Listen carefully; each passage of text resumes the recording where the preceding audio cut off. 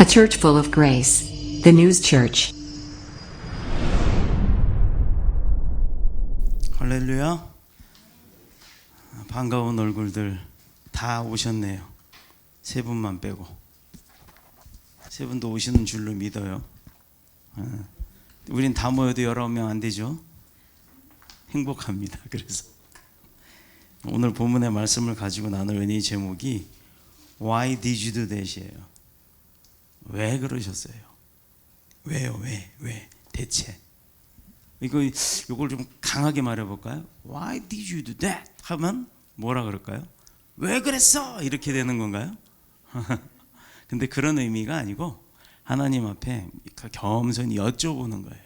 하나님 왜 그러신 거예요? 하고 이렇게 물어보는 의미입니다. 자, 누구에게나 주어지는 인생, 그리고 누구에게나 그 인생이 성장해 감에 따라서 결과로 이루어지는 가정, 이건 누구에게나 주어지는 거죠. 성공한 자는 가정을 이루는 거고 성공 못한 자는 가정을 못 이루는 건가? 이렇게 생각할 수도 있겠지만 누구에게나 그 권한과 그 뭐라 그럴까요? 그 뭐 의무 아니면 어떤 그 자격 이런 것은 다 주어진 게 이미 우리의 인생입니다. 우리가 태어나면서부터 자기 인생을 설계하고 사는 사람은 아무도 없죠. 내가 태어나면서 응애야 하면서 엄마 아빠가 내 이 녀석이 지금 막 태어났는데 이 녀석이 뭐 될 거야 라고 선포하는 사람 아무도 없을 거예요. 뭐가 됐으면 좋겠다라고 희망은 갖습니다. 자, 하나님께서 만드신 인생과 하나님께서 만드시는 그 가정은요, 뭐 망하는 인생, 망하는 가정을 만들지 않았어요.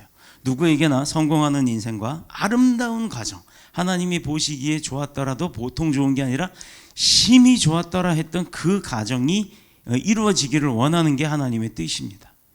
자, 그렇다 그러면 하나님께서 우리를 애초에 만드셨던 목적이 하나님의 영광을 위해서 만든 그 도구로 만들었다는 게 답이 되겠죠.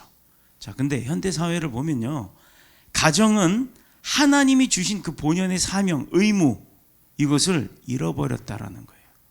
점점 잃어버려가고 병들고 고통받고 잘못된 방향으로 나아가는데 앞장서 가기 시작한 게 가정들이 시작을 하더라 이 말이죠. 근데 저는요, 그 원흉이 방송이라고 봐요. 막장 드라마. 그렇게 하는 게 남들이 그렇게 사니까 나도 어느 순간에는 그렇게 사는 게 당연한 듯이 느껴지는 거예요. 제가 언젠가 얘기했잖아요. 중고차 시장 그 해외 수출하는 그 형님 동서가 있었는데 거기 일 도와드릴 때 내 차가 10년 넘은 소나타 사이드 밀러를 누가 자꾸 여기 뒤에다 세워놓으면 부셔요. 그래야 폐차 빨리 하니까 아마 그 업자들인 것 같은데 쓱 분질러 놓고 가요. 근데 그게 구하기도 힘들어요. 왜냐하면 옛날에 그 아주 옛날 차 이렇게 안에 보면 사이드 밀러를 막대기 같은 걸로 이렇게 돌리면 조절되는 그런 스타일이라 대부분 전동으로 되는 거지 그건 나오지를 않아요. 그런데 그 중고시장에 가니까 있더라 이거죠. 그래서 그걸 물어봤어요. 근데 뛰어가. 괜찮아, 뛰어가. 어차피 저거 다 파는 거야. 걔네들 가면 걔네들이 알아서 다 고쳐줬어. 필요하면 뛰어가, 괜찮아. 그러길래 막 뛰어다 쓰기 시작했어요. 몇 번을 그랬더니 요 골목에 있던 그 색깔 비슷한 차만 보면 이것도 뛸까? 이 생각이 들었다고 얘기했잖아요. 막장 드라마를 보면서 저렇게 사는 인생들이 요즘은 그렇구나, 대다수구나. 아, 요즘 뭐 저게 뭐가 문제가 돼? 이러다 보니 내가 그렇게 되어 가고 있음에도 불구하고 그게 문제가 된다는 문제의식을 갖지 못한다라는 겁니다. 자, 이런 시대적 반영은 얼마 전 방송되었던 뭐 기억하란가 되돌아오라 1988인가요? 뭐 있었잖아요. 그 쌍문동 이야기. 그때 그게 인기가 얼마나 많았는지 몰라요. 저도 그걸 좀 봤습니다. 그러면서도 제가 어렸을 적 자랐을 때 그 환경의 모습들이 거기에 비춰지다 보니 향수에 젖게 되더라 이 말이죠. 그 얘기는 즉슨 뭐냐면 지금의 삶보다 그때의 삶이 더 그리워지는 시대라는 겁니다. 향수에 젖거나 그때가 좋았다는 그 생각을 갖는 사람들이 많았기 때문에, 공유했기 때문에 그 드라마의 인기가 높았던 거예요. 자, 지금의 시대가 각박해지고 있다. 이것이 사람들의 가치관이 높아지고 커지면 커질수록 이상하게 변질되어 가면서 삶은 윤택하지 못하고 어려워지더라 이 말이죠. 편리는 합니다. 기술이 발전되기 때문에 편하기는 하죠. 자, 일본에 가면 어느 호텔이 하나 있어요. 근데 호텔이 굉장히 좋은 인류 호텔이에요. 그런데 호텔비가 일본의 물가에 치고는 우리나라 돈 1박 하는데 한 13만 원밖에 안 해요. 엄청 싸죠. 그런데 재미가 있어요. 들어가면서부터 여권을 어디다가 이제 집어넣어 줘야 돼요. 근데 앞에 이렇게 표정이 변하지도 않아요. 가니지야 뭐라고 이제 일본말로 막 말을 합니다. 당신의 패스포드를 여기다 넣어주세요. 이게 뭘 것 같아요? 로봇이에요. 맞아요. 로봇 호텔이 있어요. 거기 호텔은 입구에 들어가면서 문이 열리는과 동시에 패스포드를 인식표에 넣어주면 그 다음에 그게 인식이 되고 나면 카드를 꼽으라 그래요. 카드를 딱 꼽고 나면 자동으로 결제가 됩니다. 그리고 나서 방도 가방도 다 벨보이라 그러죠. 가방 끌고 가는 사람 없어요. 다 로봇이에요. 로봇 기계에 딱 얹어 놓으면 자기가 알아서 그 방으로 배정된 엘리베이터 타고 올라갑니다. 얼마나 신기한지 몰라요. 그런데 재밌는 게요. 이놈의 호텔에서 한번 잤다가 미치겠는 거예요. 이놈에게 1시간만 되면은 뭐라고 옆에 있는 방에 있는 비서 로봇가 말을 해요. 얼마나 말을 하는지 잠을 못 자겠어요.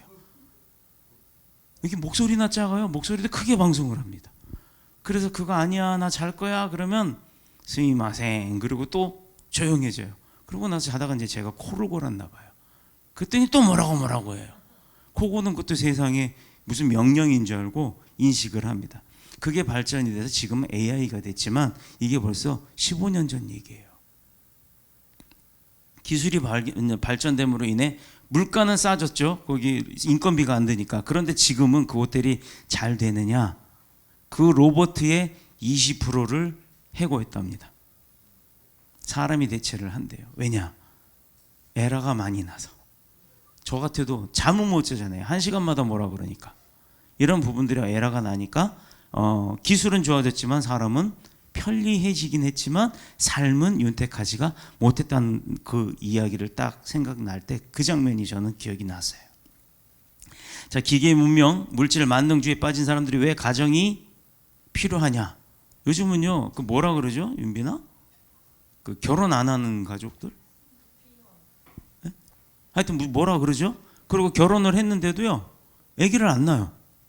그냥 자기들 인생만 열심히 벌고 먹고 사고 살고 그 다음에 자기 죽으면 끝 이렇게 생각하는 사람들 뭐라 그래요? 핑크족인가 하여튼 뭐라 그래요? 아기를 안 낳아요. 이것만 해도 벌써 나의 삶을 윤택하게 만들고 있다는 자기의 가치관이 높아진 반면에 하나님께서 명령하셨던 생육하고 번성하라 라고 한 명령을 이미 어겨버리는 거예요. 성경의 말씀대로 살지 않기 때문에 당장 내 모습은 사는 게 좋은 것 같아 보이지만 성경의 말씀을 어김으로 인해서 그 삶은 윤택하고 평화로운 게 아니라는 거예요. 보여지긴 그렇지만 실상으로는 자기도 외로움을 갖는다는 거죠. 지금 이 방송을 보셔야 될 분이 한 분이 있는데 내가 주소까지 지금 보냈는데 안 보는 것 같아요. 이분도 우리 교회로 전도가 돼야 될 분이에요. 지금 평택에 계시는 분인데 오랜 생활 경찰관을 하다가 그만두셨어요. 왜 그만뒀냐면 지금 한 20년 된 것 같아요. 30대, 40대 초반에 그 이제 형사 시절에 이제 주주비, 당비 뭐 이렇게 해서 뭐 요즘에 뭐 주야비, 당비 뭐 하여튼 바뀌었지만 주간하고 이제 당직 쓰는 날이 있고 그다음 비번인 날이 있어요. 비번인 날 집에 왔더니 피곤하잖아요. 형사반장을 했으니까 얼마나 피곤했는지 집에 와서 소파에서 누워서 이제 막 자려고 그러는데 우리 형수님이 여보 하고 부르더래요. 근데도 그냥 잠결에 이러고 대답을 안 하고 말았어요. 그 길로 형수하고는 아웃이었어요. 빠이빠이 했어요. 얼마나 안타까웠겠습니까? 그 길은 여지껏 혼자 사시는데 갑자기 심장마비가 와서 이렇게 손빨래를 하다가 그 길로 쓰러지신 거예요. 지금 얼마나 그걸 후회하는지 몰라요. 그때 내가 쳐다만이라도 봤으면 살릴 수 있었을 텐데 라는 그 후회를 지금 막연하게 합니다. 그분이 지금 이걸 보고 오늘 말씀을 드려야 되는데 보는지 안 보는지 모르겠어요. 보면 이따 카톡 넣어놓으세요. 이렇게 해서 자녀들 그리고 그 가정 이런 것을 양육하고 번성시키게 될 의무가 우리에게 있는데 요즘 그걸 안 한다는 거예요. 그냥 나만 잘 살면 돼. 나만 잘 먹으면 돼. 자녀들을 무엇을 위해 어떻게 양육해야 할지 고민하지 않습니다. 알지도 못하고 그러다 보니 자녀들은 부모가 원하는 길로 가지 않고 원치 않는 길로 자꾸 나아가다가 결국은 인생이 잘못된 곳에서 허비를 하다 매를 맞고 쥐어 터지고 피 흘릴 대로 다 흘린 다음에 마지막에 마지못해서 되돌아오더라 이 말이에요. 그러면 어차피 되돌아올 거 뭐 할라 집을 나가냐 이 말이죠. 결국에는 패가 망신하는 것, 그게 요즘의 현실입니다. 자, 호세아서 4장 6절에 보면요, 내 백성이 지식이 없으므로 망하는도다. 뭐가요? 지식이 없으므로 망하는도다. 내가 지식을 버렸으니 나도 너를 버려 내 제사장이 되지 못하게 할 것이요, 네가 하나님의 율법을 잊었으니 나도 너의 자녀들을 잊어버릴 것이다 라고 무서운 말씀을 하고 계세요. 이유가 뭐예요? 원인은 딱 하나예요. 내가 나의 영광을 위해서 지은, 하나님의 말씀이에요. 내가 나의 영광을 위해서 지은 내 백성이 내가 가르쳐주는 그 지식을 잊어버렸다라. 이게 벌써 몇 년 전 얘기예요. 지금 이 성경의 기록이, 호세아서에 나온 이 기록은 2000년도 더 된 시간에 기록을 해놓으신 거예요. 그런데 요즘에 우리의 삶이 그렇다 이 말이죠.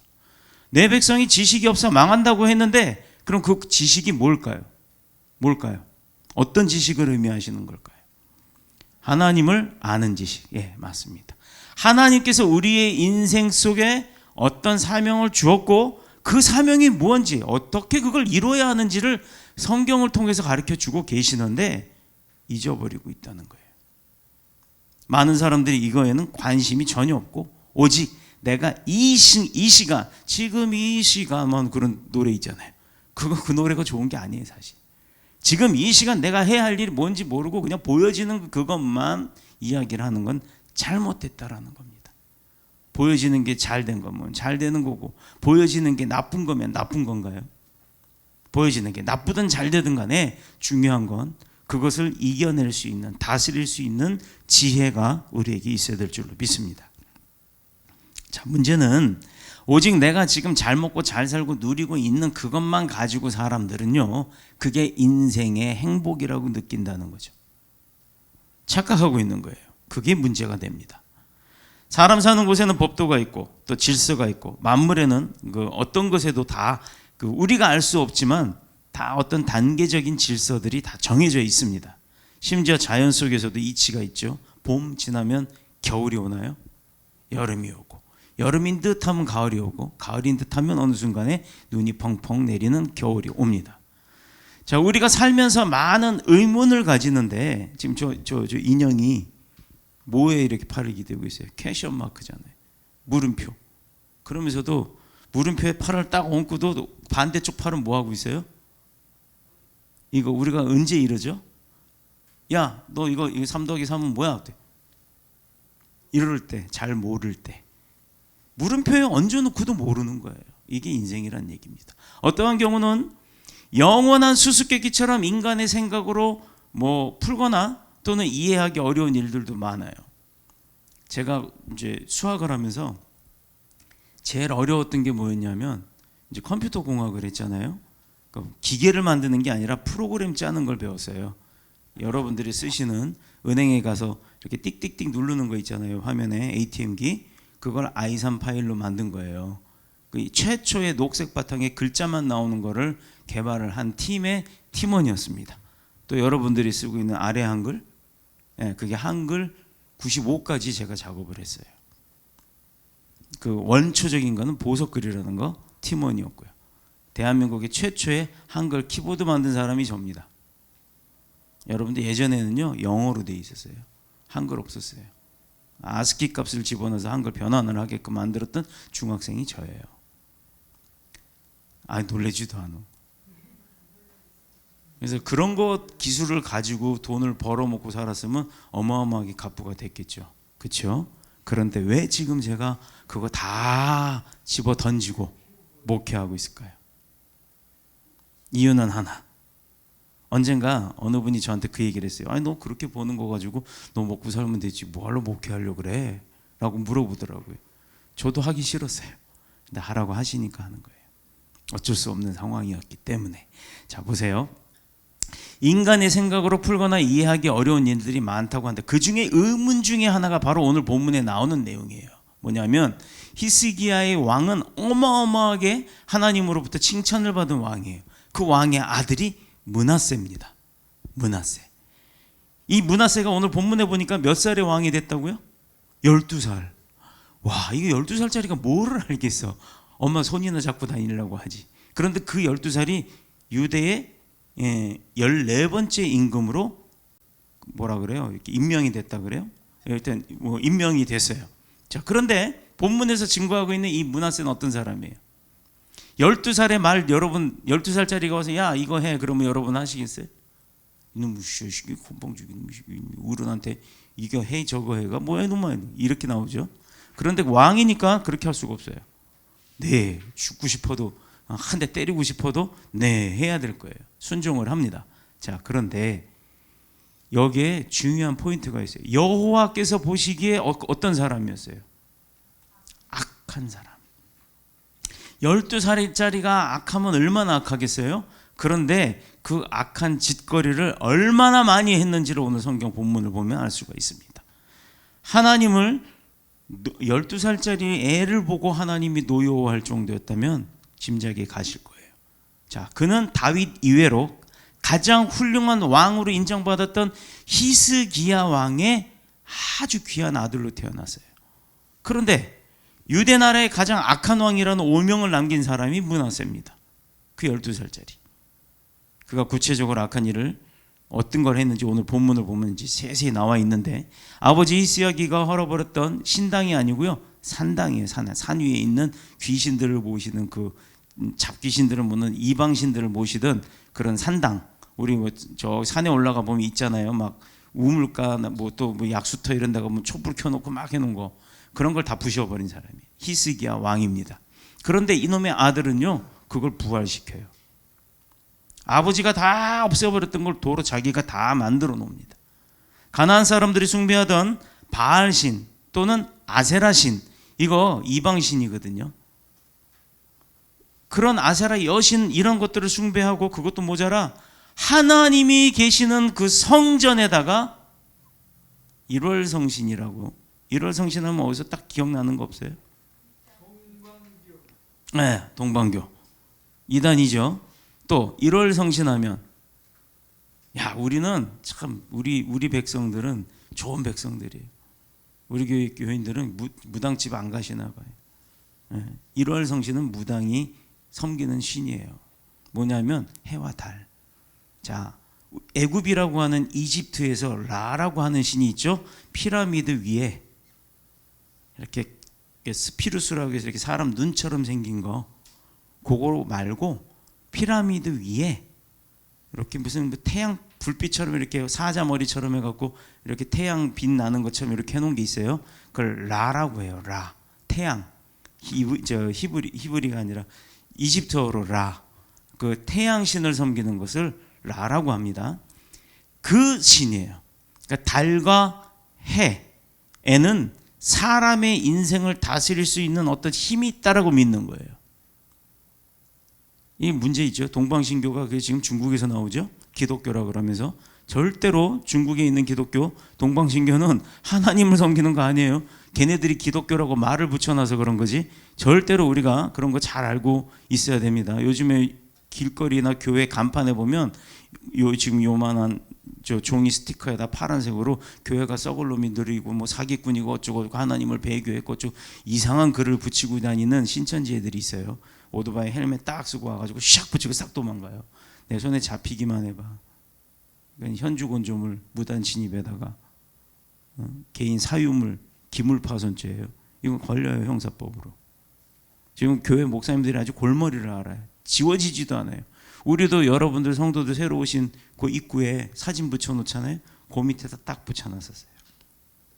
순간 물 마시러 올라갔다 내려와 보니까 붙여놨더라고요. 그래서 그 앞에다 카메라를 딱 붙여놨어요. 잡히기만 해봐. 아주. 오토바이 헬멧을 다 뽀개버릴 거예요. 그게 뭔 얘기냐면 벗겨서 잡아야죠. 구원해야죠. 신천지 믿고 있으니까.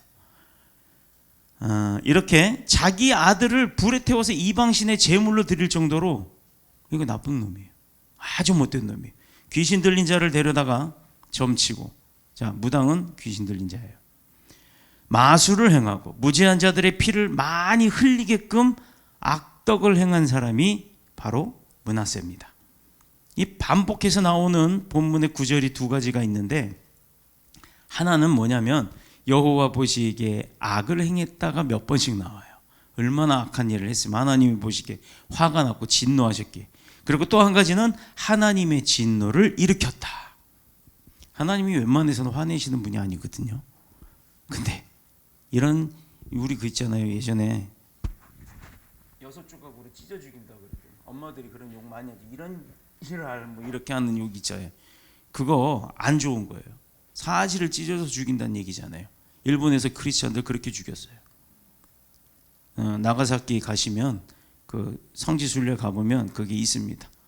사지를 소 한 마리씩 다 묶어, 팔다리, 그러니까 몇 마리예요? 하나, 둘, 셋, 넷, 5마리죠.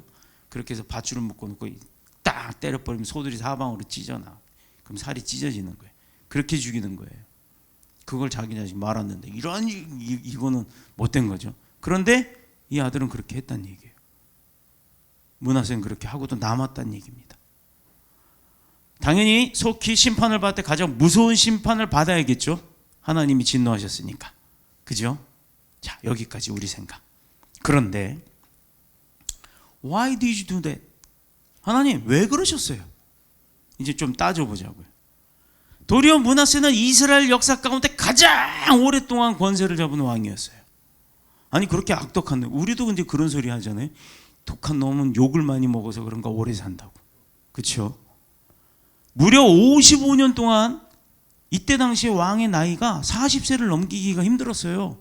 그런데 55년 동안, 자 12살의 왕이 돼서 55년 동안 몇 살이? 환갑 넘어갈 동안 이빨 다 빠졌겠죠 그때는. 그럴 때까지도 통치하면서 악행을 멈추지 않았더라 이 말이에요. 야, 근데 왜 이렇게 오래 살아? 근데 왜 이렇게 왕은 다 누리고 살아?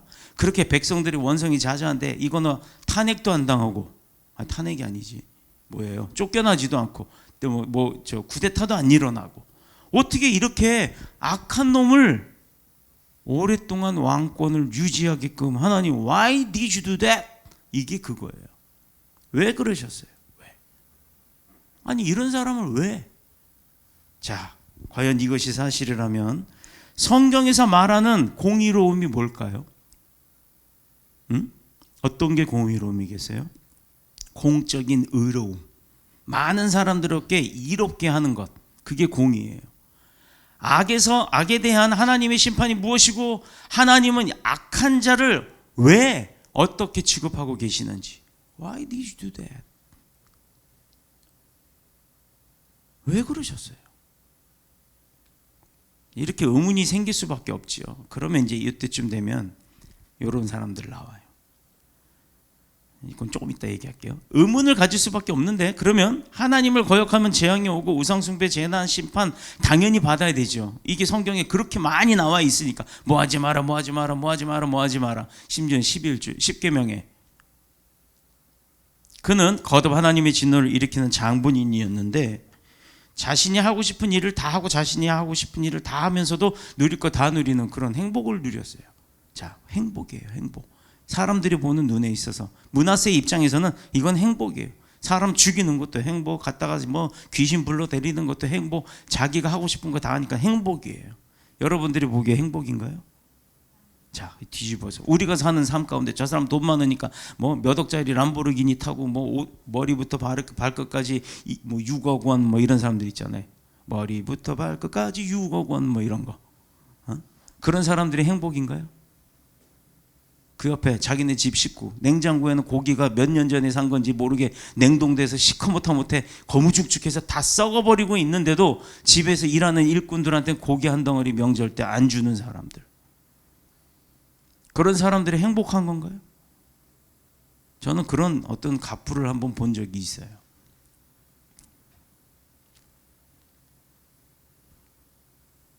(1년에) 단 2번 온 식구, 그것도 4명 딸랑 사는데 집에 일을 돕는 사람이 6명이에요.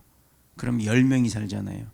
10명이 모여서 식탁에 앉아서 밥 먹는 건 당연히 없고, 그 4명이 한 자리에 앉아서 밥 먹는 것도 1년에 두 번 될까 말까 하는 그런 인생을 사는 사람. 그 집에 돈은 많아요. 그런데 제가 보기엔 행복하지가 않아요.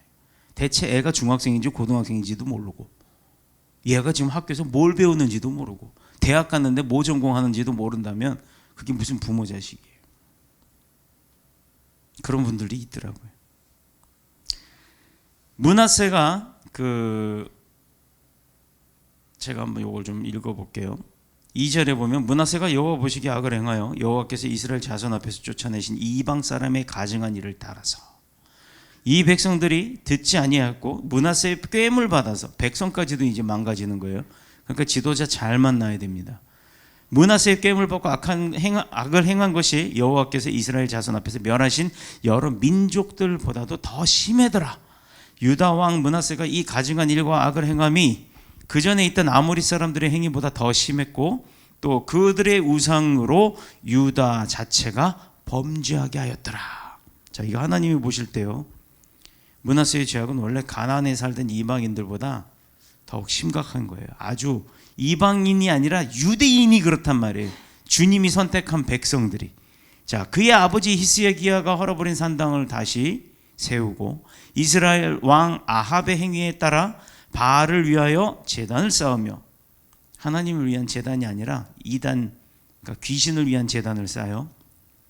아세라 여신이죠. 그 목상을 만들며 하늘의 일월 성신을 경배하며 섬기며 내가 사마리아를 잰 줄과 아합의 집 달인 보던 줄을 예루살렘에 베풀고 또 그 사람이 그릇을 씻어 엎음같이 예루살렘을 씻어버릴지라.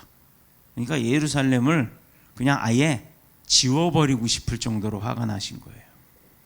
북왕국 이스라엘이 가장 악한 왕이었던 아합이 있었는데 그 아합하고도 비교가 될 정도로 내 백성, 내 핏줄에서 태어난 왕이 그따위 짓을 했다는 거예요. 자, 그런데도 므낫세에 대한 하나님의 심판은 어디에도 나오지 않아요. 므낫세를 죽였더라, 징벌했더라, 감옥에 가뒀더라, 아니면 지옥에 떨어뜨렸더라, 이 말이 없어요. 왜? 이쯤 되면 일부 사람들이 이렇게 얘기한다고. 커봐. 하나님 없어. 그냥 이렇게 나를 믿고 나 하고 싶은 대로 잘 살다가 그래도 좀 찜찜하면 죽을 때 하나님 믿지 뭐. 나 지금 얘기하지 마. 내 아파서 누울 때 전화할게. 그때 와. 그때 내가 믿을게. 이런 사람이 있어요. 아주 요거 잘 돌아가는 사람. 저는 소갈머리가 없습니다. 그런 사람은 잔머리가 없는 거예요. 그죠? 잔머리가 많은 건가요? 자, 부친인 히스기야 왕이 행한 종교 개혁을 철저히 하나도 빠지지 않고 오히려 뒤집어 엎은 건 둘째치고 그거보다 더하게 유다 나라를 멸망시킬 일들을 하고 있었다라는 거죠. 그런데 백성들도요, 그 꾀임에 넘어가서 그게 즐겁고 행복한 줄 알고 넘어가 있더라 이거예요. 한 나라의 지도자가 그래서 중요한 겁니다. 한 나라의 정체성을 흔들어 버리는 지도자는 지도자가 아니에요. 그 나라가 어떻게 생겼는지를, 과거에 대한 역사를 배우지 않는 지도자는 지도자가 아닌 거예요. 내 나라가 어떻게 생겼고 내가 어떻게 생겼는지를 알지 못하는 지도자는 잘못된 지도자예요. 결국엔 유다 나라가 멸망을 하는데 결정적인 역할을 한 게 므낫세입니다. 도무지 이해가 안 돼요. 그런데 왜 므낫세를 놔뒀냐? 자, 지금 제가 4번에 대해서 질문을 했죠. 4번. 이쯤 되면 왜 그러셨어요? 라고 여러분들이 이제 궁금할 거예요. 그렇죠? 궁금해요? 궁금하세요? 자, 근데 왜 그러셨을 것 같아요? 네? 한번 얘기를 좀 해보세요.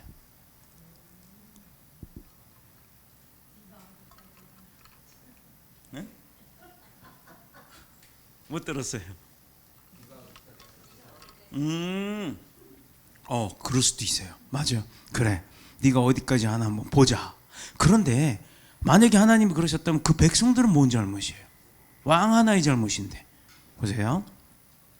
이런 사실에 대해서 답을 얻으려고 히스기야 가정을 한번 쭉 살펴봅니다. 히스기야의 가정이나 아들 므낫세와의 관계에 대해서 성경에 나와 있는 게 없어요. 그런데 아니, 그렇게 성경에서 다루기 자세하게 안 다뤘던 그냥 별거 아닌 왕이 므낫세인데 그 므낫세가 아주 악독한 일을 저질렀어요.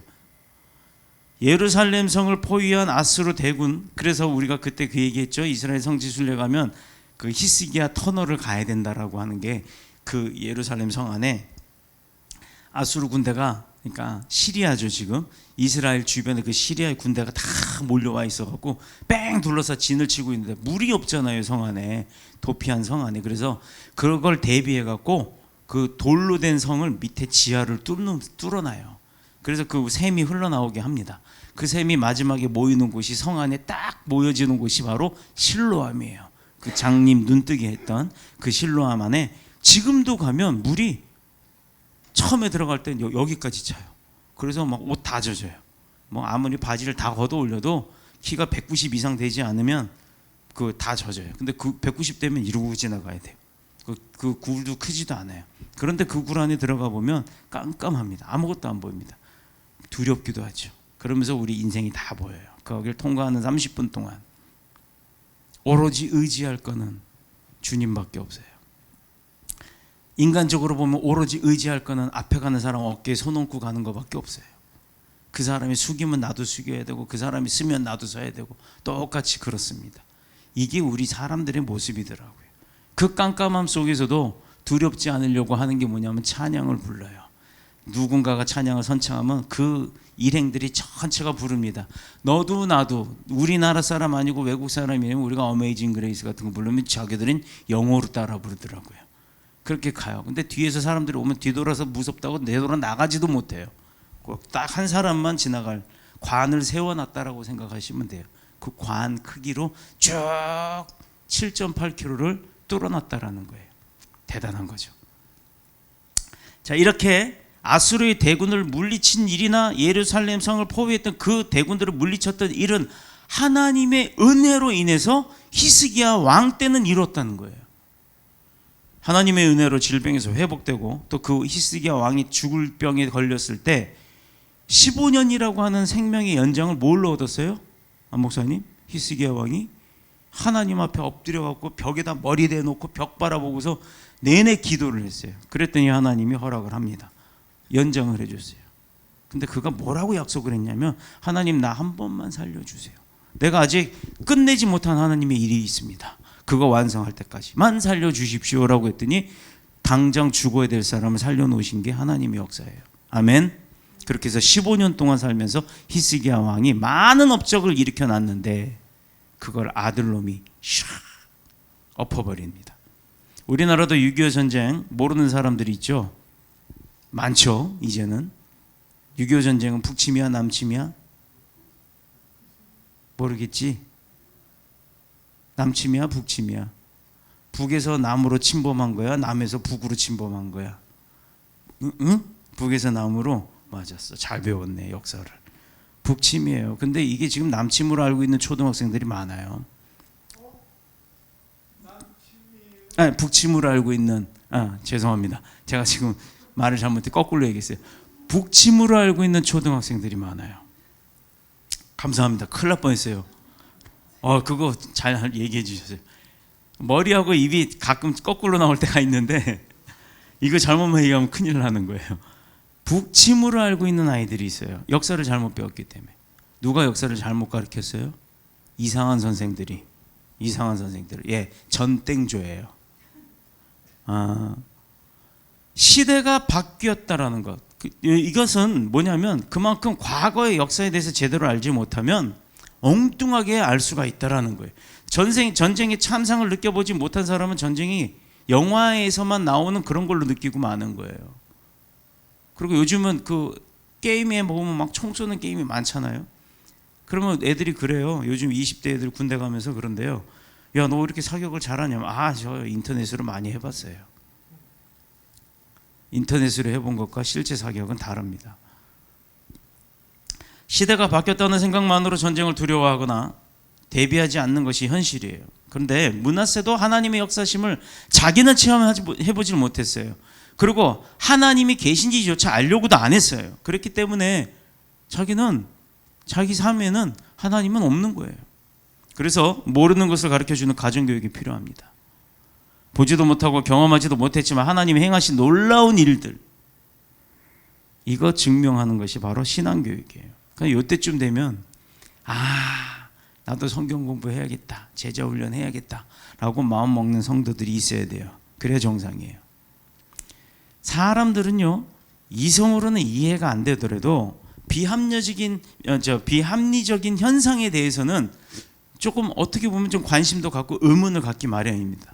이해도 안 되고, 그렇지만 있는 현상들, 이해 안 되지만 보여지는 현상들이 있잖아요. 뭐 UFO가 나온다든가 막 이런, 뭐 UFO는 가짜라는 사람들이 있는 반면에 누구는 증명하는 사람들도 있어요. 있는지 없는지 전 그거 몰라요. 관심 없으니까.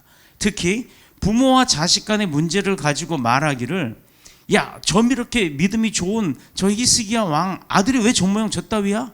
이렇게 이야기할 수 있죠. 그러나 이것은 인생에 대해서 잘 모르고 하는 얘기예요.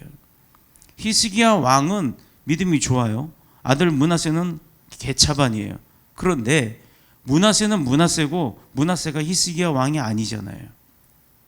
다만 히스기야 왕이 잘못한 건 므낫세에게 하나님을 가리키지 않았다라는 거예요. 그래서 어떤 사람들은 이런 것을 가지고 하나님을 부인하고 내세를 의심하고 다음 세대가 있냐? 이렇게 생각하는 사람이 있어요. 지금 살다가 죽으면 그만이지 천만에요. 어떤 종교도 죽고 난 이후에 4, 5세기에 대해서 이야기 안 하는 종교가 없습니다. 그리고 믿지 않는 사람도 자기가 감당하기 어려운 아주 불가항력적인 어려운 일에 당하면 하늘 쳐다보면서 이래요. 뭐라고 고백해요? 하느님인지 하나님인지 자기가 알지도 못하면서도 뭔가에 대해서 하늘을 쳐다보는 그런 힘이 있으면 날 좀 도와주시오 라고 얘기를 합니다. 왜 그럴까요? 처음부터 저는 프로그래머 출신이니까 기기가 만들어질 때 어떤 프로그램 이런 뭐 마우스니 뭐 태블릿 PC니 리모컨이니 모든 전자장비가 만들어질 때 이 안에 메모리가 있어요. 롬 바이오스 메모리라는 거, 리드 온리 메모리라는 게 있는데, 이거는 만든 유저가 거기에 어떤 프로그램을 집어넣어요. 뭘 눌렀을 때 어떻게 동작해라라는 전파를 쏴라라고. 그럼 저 기계가 받아서 저거는 무슨 전파가 들어왔을 때 너는 어떻게 작동해라 하고 하는 신호값이 있어요. 자, 그거는 우리가 마음대로 바꿀 수가 없어요. 무조건 얘는 배터리가 있든 없든 켜졌다 꺼졌다 해도 꺼졌다 켜지기만 하면 그 기능은 원천적으로 여기 들어가 있는 거예요. 자, 태어나면서 하나님이 진흙으로 찰흙을 만들어 사람을 놓고 그 다음에 코에다가 하고 생명을 불어넣었죠. 자, 그러면은 육신은 있고 영도 있잖아요. 생영을, 살아있는 영을 불어넣었으니까. 그래서 우리가 영혼이 있는 거예요. 동물이 영혼이 있을까요? 동물은 혼만 있습니다. 혼만. 그래서 혼이 육을 움직이니까. 영은 동물에게는 없어요. 사람에게만 있어요. 그래서 우리가 육만 강건하세요 그러지 않고 영육간에 강건하세요 그러고 우리가 영적인 삶을 같이 사는 거예요. 여러분들은 육적인 삶 잘 사시는 베테랑 넘버원이에요. 최고의 사람이에요. 그런데 영적인 생활은 어떻게 하시나요? 우리가 그걸 한번 생각해 보자고요. 이렇게 훌륭한 부모 밑에서 얼마든지 더 못된 자식이 나올 수 있는 이유는 많습니다. 히스기야가 그랬듯이 므낫세가 그러는 것 아니에요. 그거 갖고 뭐라고 할 이유는 없어요. 히스기야 안에 있는 죄의 세력이 근본적으로 뽑아져 나간 게 아니기 때문에 계속해서 그 자녀대로 이어져 가는 겁니다.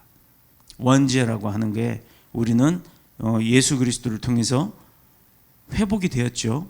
그러나 우리가 자범죄를 짓는 거에 대해서는 스스로 짓는 죄는 없어지지 않았어요. 그러니까 매번 회개하잖아요. 내가 내일 안 그러지, 우리 엄마 다시는 안 그렇게 한 번만 용서해 주세요 이래놓고 너무 쉽게 하고 다 한 대 맞고 난 다음에 나중에 또 용서해 줘요. 또 언제 그랬냐, 너 좋다고 엄마 손잡고 막 이러고 다니다가 어느 날 딱 보면 또 나쁜 짓 했네. 그럼 또 엄마가 알고, 너 이거 지난번에도 그랬잖아, 너 안 그런다 그랬잖아, 엄마 다시는 안 그럴게요, 한 번만 용서해 주세요. 이거 다 경험 있죠? 경험 없으시면 네, 그런 경우를 제외하고는 다 있을 거예요. 한 번쯤은. 히스기야 안에 있는 죄의 세력이 근본적으로 뽑힌 게 아니기 때문에 므낫세에게 이어졌던 그 죄성은 없어진 게 아니에요. 다만 신앙이라는 것이 심어지고 예수 그리스도를 믿게 된다는 사람들은 자녀들에게 그 믿음을 심을 때 그 죄성을 억누르는 통제력이 생기는 거예요. 근데 그걸 안 가르치면 통제력이 생겨요? 안 생겨요. 나 잘났다, 나 원하는 대로, 므낫세랑 똑같은 생각을 하고 사는 겁니다. 죄성을 가진 우리가 하나님 알고 배우며 하나님의 자녀로서 당연하게 당당하게 하나님의 기쁨이 되기 위한 삶을 노력함으로 인해서 점차 하나님의 자녀가 되어가는 거예요. 자, 우리가 인생을 살면서 30살, 여기 30대 손, 40대 전도하세요. 50대, 60대, 70대. 70대는 아직 없으시군요.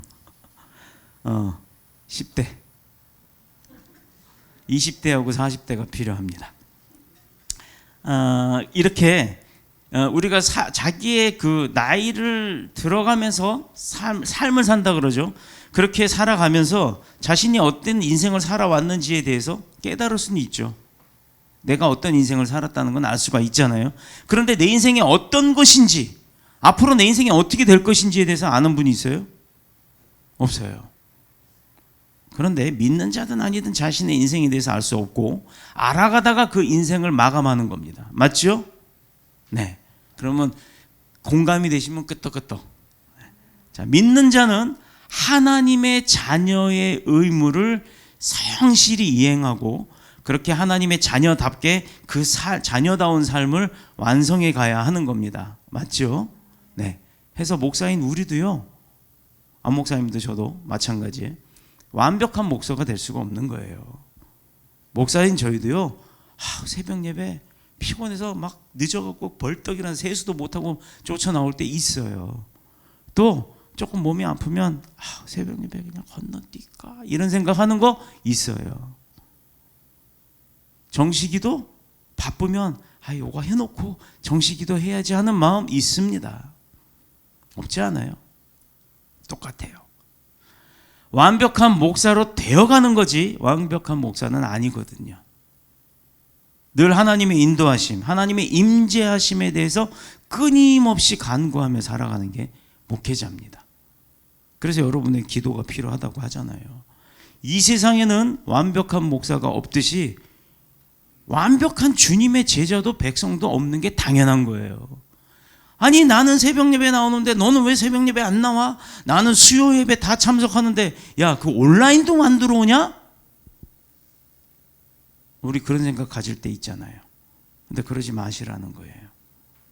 그 사람이 어떤 상황이 있었겠죠. 못 들어오는. 안 들어오는 게 아니라 못 들어오는 걸로 인정하자 이 말이에요. 기회가 주어질 때 항상 기회는 주어집니다. 예를 들어 수요 예배 온라인 안 들어오시는 분이 아니라 못 들어오는 걸로. 그러면 그 의미는 뭐냐면 안 들어온다면 저 사람은 배제 이게 아니고 못 들어오는 거라면 하나님 저 사람도 들어올 수 있게 해주세요라는 중보가 나오는 거예요. 완벽한 제자가 되어가는 사람만 있는 겁니다. 우리에겐 점진적인 변화가 없는 것은 아니지만 내 안에 자리 잡은 죄의 세력과의 싸움에 있어 그 뿌리는 히스기야나 므낫세나 다 똑같다라는 거예요. 근본은. 다만 히스기야는 하나님의 은혜를 입은 자라는 것. 자, 이제 답 나왔어요. 그럼 여기서 우리도 하나님의 은혜를 입어야 합니다. 전도서 7장 15절 같이 한번 읽어볼까요? 시작. 내 허무한 날을 사는 동안 내가 그 모든 일을 살펴보았더니 자기의 의로움에도 불구하고 멸망하는 의인이 있고 자기의 악행에도 불구하고 장수하는 악인이 있으니. 이거 므낫세 얘기 아니에요, 그죠? 근데 므낫세만 있을까요? 이 세상에 살아가는 많은 크리스찬들 중에 나 크리스찬이야 라고 말은 하지만 뒷구녕에서 나쁜 짓 하는 누구라 그래야 돼요? 성도라 그러면 안 되겠죠? 교인들. 자, 또 읽습니다. 그리고 말라기서 하나 또 읽을게요. 자, 14절 15절 시작. 이는 너희가 말하기를 하나님을 섬기는 것이었되니 만군의 여호와 앞에서 그 명령을 지키며 슬프게 행하는 것이 무엇이뇨? 유익하리요. 지금 우리는 교만한 자가 복되다 하며 악을 행하는 자가 번성하며 하나님을 시험하는 자가 화를 면한다 하노라 함이라. 와, 여기까지 읽어보면 도무지 생각할 수도 없는 이런 일들이 거침없이 우리 주위에 일어나는 걸 많이 볼 수 있어요. 사기꾼들이 나 사기를 쳤어. 나는 피해를 봤어. 저 사람은 사기꾼이야. 근데 저 사람은 회사도 망하지 않고 저 사람이 잘 돼요. 그러면 세상에 귀신은 뭐하냐 저런 거 안 잡아가고 이런 소리예요. 그죠? 그걸 왜 귀신한테 얘기를 해? 하나님 저 사람 처벌해 주세요. 이게 맞을까요? 내가 할 수 있는 대응은 다 돼. 하나님한테 구원을 위해서 기도하는 거예요. 하나님 저 사람이 본인이 원하든 원치 않든 저렇게 해서 죄가 되었는데 그 죄로 인해서 저 사람 영혼이 죽는 것은 막아달라고 우리는 기도하면서 우리가 할 도리는 다 해야 하는 겁니다. 이게 하나님이 원하시는 방법이에요. 도무지 생각할 수도 없는 그런 일들이 벌어지고 있는 게 현실인데, 그래서 시편의 많은 기자들이 이런 부분에 고민하고 갈등하면서 하나님의 응답을 기다리는 탄식시를 드린 거예요. 그 중에 대표적인 사람이 다윗 왕이죠. 내가 하나님이여 나를 어디에서 구원하소서, 나를 저 악인으로부터 구원하소서, 내가 받는 이 핍박 가운데서 벗어나게 하소서 등등등등등등. 36편, 시편 36편, 37편, 38편 거의 대부분의 시가 그런 거예요. 탄식시. 그걸 하나님이 그렇게 탄식하면서 기도를 드릴 때 응답했어요. 그때 감사하잖아요. 그 감사함에 대해서 하나님을 찬양합니다는 찬양시. 이게 시편이에요. 이런 문제가 우리 현실에서 반복되면서 일어날 때 여러분 자신 스스로에게 어떤 질문을 합니까? 뭐라고 얘기해 줄 수 있겠어요? 저도 본문을 가지고 이제 고민하면서 묵상을 했는데 도달한 결론은 한마디로 히스기야 므낫세로 이어지는 그 혈연 속에는 뿌리 깊은 인간의 죄성이 아직도 남아 있더라. 그겁니다. 아무리 부친이 신앙과 인격이 위대해도 자녀가 똑같이 될 수는 없다라는 거예요. 컨트롤 C, 컨트롤 V 뭔지 아세요? 컴퓨터에서 컨트롤 C, 컨트롤 V 누르면 똑같은 게 옮겨져 갑니다.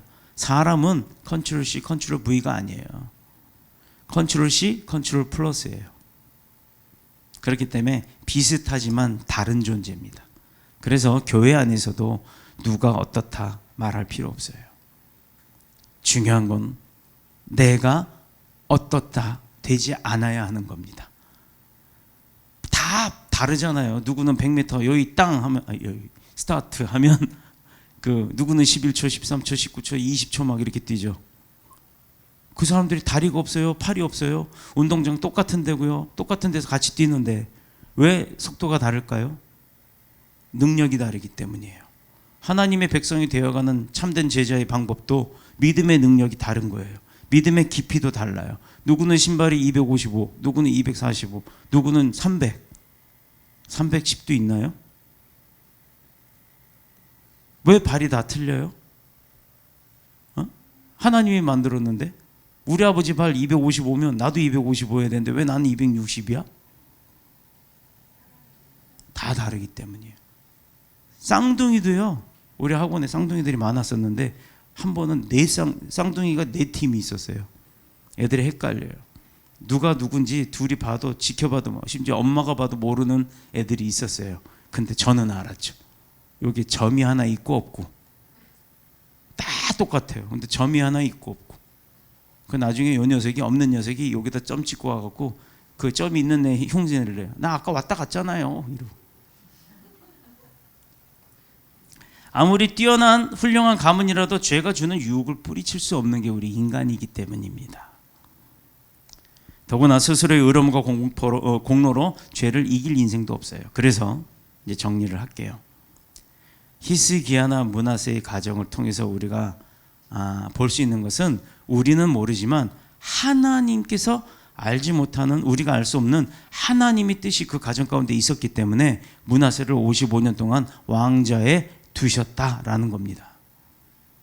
왜냐하면 우리 예수님도 아무런 죄 없이 십자가에 달려갔잖아요. 죄가 있어서 달려 돌아가신 거 아니죠. 하나님의 뜻을 이루기 위해 돌아가신 거예요. 인류의 죄를 대신 십자가에서 죽음을 당할 때 하나님이 내려오셔서 자 이제 한번 봅시다. 여기 달려 돌아가시는데 하나님이 그 영화 있잖아요. 패션 오브 크라이스트 마지막에 하늘 쳐다보면서 주님 저를 버리시나이까 라고 할 때 주님이 하나님이 슉 내려와서 아이고 내 아들 너 고생 많았다. 힘들었지 아프지. 우리는 그거 원해요. 그렇죠? 우리가 그럴 때 와서 탁 누가 안아서 막 어이구 내가 다 알아. 그거 무당들이 이용합니다. 접신했다 그래놓고 어이구 내 딸아 이거 누구 뭐 내가 네 애입니다 막 이러면서 그럼 거기 가서 또 그냥 엄마 하고 또 남자인데도 불구하고 매달려고 박수무당한테 엄마 하고 울어요. 그만큼 우리의 영이요 연약하기 때문입니다. 귀신한테도 홀려서 위로를 받을 정도로. 그런데 그런 존재가 예수님 십자가에 달려 돌아가실 때처럼 그런 고통이 우리에게 있다면 하나님 오셔서 안아주길 원하죠. 근데 주님 돌아가실 때 하나님 그렇게 하셨나요? 안 하셨어요. 야, 이거 냉정해도 보통 냉정한 하나님이 아니네. 또 이렇게 생각하시면 안 돼요. 이것은 오늘날 우리에게 죄에 대해서는 영원히 죽을 자로 삼는 거예요. 죄는. 하나님 그래서 그 죄성에 대해서는 아주 냉혹하게 처벌하시는 거예요. 그러나 의에 대해서는 영원히 사는 자로 삼기 때문에 하나님이 안아주시는 거예요. 육은 죽을지어라도 영이 살아있어야 우리 인생이 피는 겁니다.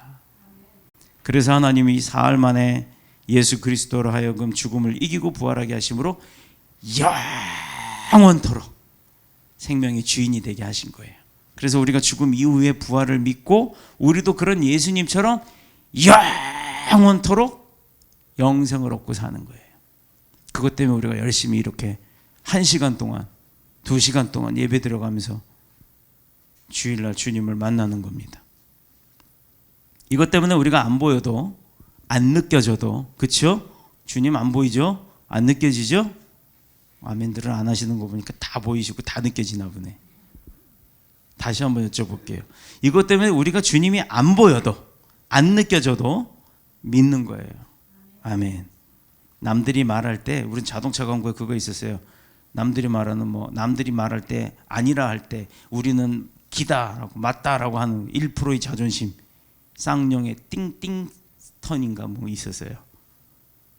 그렇죠? 근데 그걸 또 뒤집어서 어떤 사람은 남들이 다 아니라고 하는데 혼자 맞다고 하는 저도 1%의 또라이 이렇게 얘기하는 사람도 있었어요.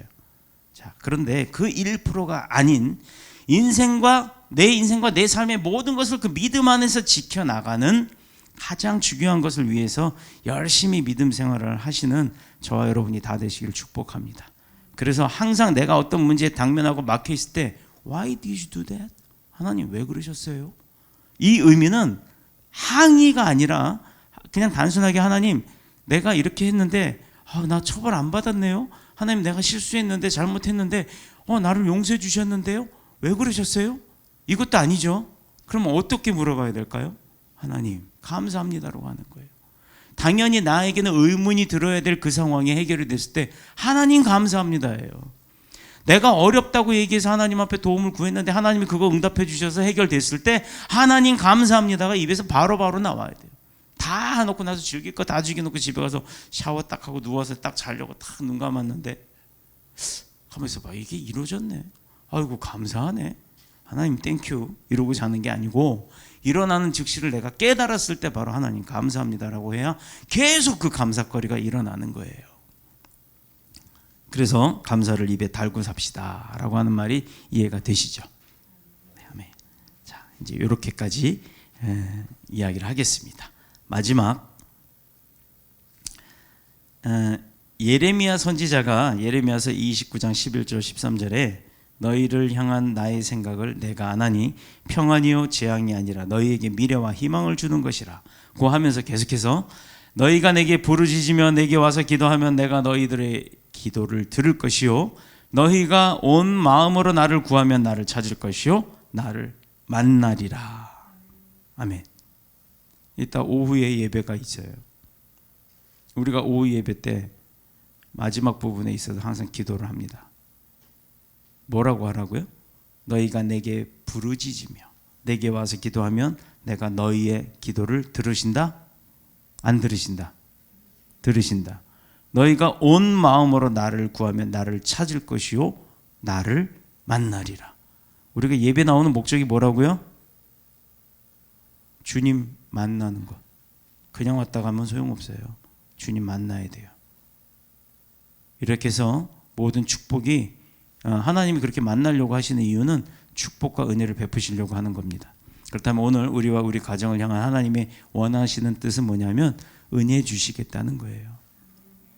집안에 어떤 일이 있든 히스기야 같은 잘 되는 일이든 므낫세처럼 안 되는 일이 있든 하나님을 찾기만 하면 잘 되게 하시겠다는 거예요. 그래서 그 뜻이 Why did you do that? 왜 그러셨어요의 목적은 하나님은 우리에게 은혜를 주고 싶어 하시는 분이라는 겁니다. 그 하나님의 은혜를 다 받아서 누리시는, 그래서 모든 문제가 다 해결되고 축복받는 저와 여러분들이 다 되셔서 세상의 빛과 소금의 역할을 사명 감당 잘 하시는 저와 여러분이 다 되시기를 그리스도 예수님의 이름으로 축복합니다.